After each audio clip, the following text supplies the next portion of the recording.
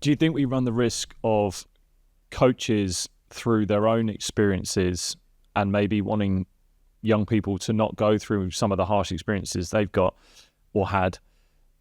Do you think we risk being too easy on them? And is it potentially a question to say, are coaches becoming a little softer in their approach that risks not building resilience in young people?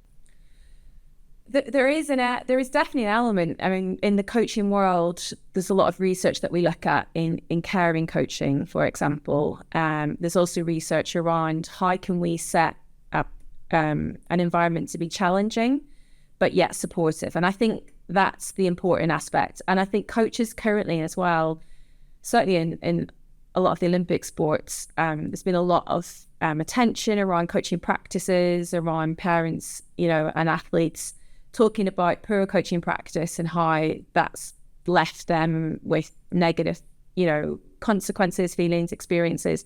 And whilst we don't want to undermine that and diminish that, it's really, really important that if people have felt that their experiences in sport have been negative, we need to respect that and understand how to improve that practice. But at the same time, yes, we need to make sure that we're still being fair to both the athlete and the coach in making sure that we're setting them up for success. So by giving them the appropriate opportunities, the appropriate level of challenge. Sport is quite a unique situation, especially, it depends obviously, grassroots sport, but if you're wanting to aspire to be successful in the elite sphere, you are going to have to go out of your comfort zone at times. You are going to have to work hard. You are going to have to experience failure as well as experience success. All of those things are things that you're going to have to go through in order to be successful. But I do think coaches are in a bit of a kind of period at the moment where they don't want to push too hard because they're scared of some of the pushback that they get as well from the athletes, from the parents, and from NGB sometimes. They may not feel as supported in that sphere at the moment as what they maybe previously have done. So I think we're in a kind of a difficult time and difficult kind of moment in our sporting kind of history where we can choose to kind of continue on the path that we're going, which is less challenge, more support. But actually we know to develop resilience that we need to have a challenging environment, but with a lot of support there as well. So, and I think that's possibly where in previous iterations, it's the challenge that's been there, but the support's been missing. So it's about working with coaches and parents to help them understand how to get that balance between those two areas. I think coaches I have spoken to, and even coaches that have, and I mentioned coaches that have pushed back on some of the stuff in this podcast, it seems like they're worried about being the coach that makes that next article about the shouting and screaming coach on the sideline that was the one that got cancelled, right?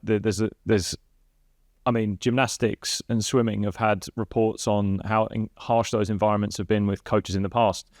And the fear that must be in other coaches to not be that coach is the thing that I kind of know is the right thing to do for this athlete. Is that thing going to be the one thing that an athlete misinterprets and then gets me cancelled, right? And gets me branded as a militant dictator type coach that I don't want to be, nor do I feel I am. And maybe that fear is holding back coaches from doing what they kind of know is the right thing to do, but they're kind of having to walk and tread another path that isn't in alignment with actually getting the best results in a long-term basis for their athletes.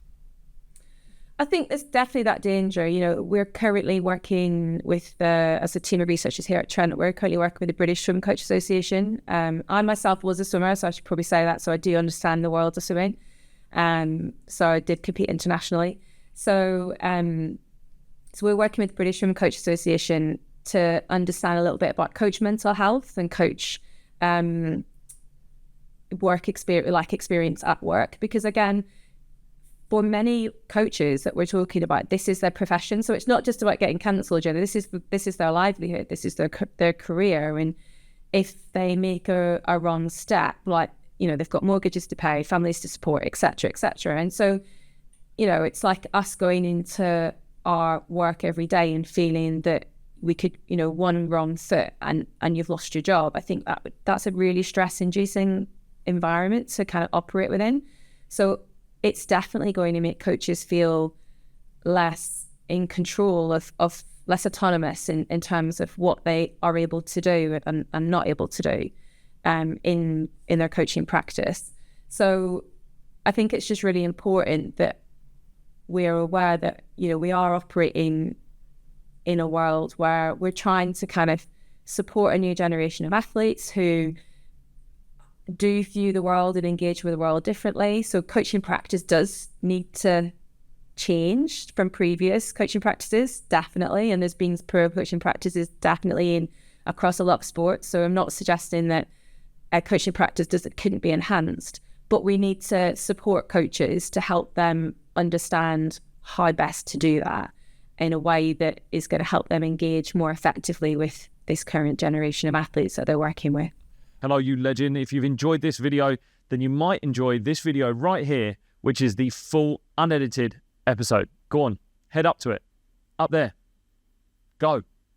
Also, don't forget to subscribe to this channel so you don't miss out on any new videos. I'll see you soon.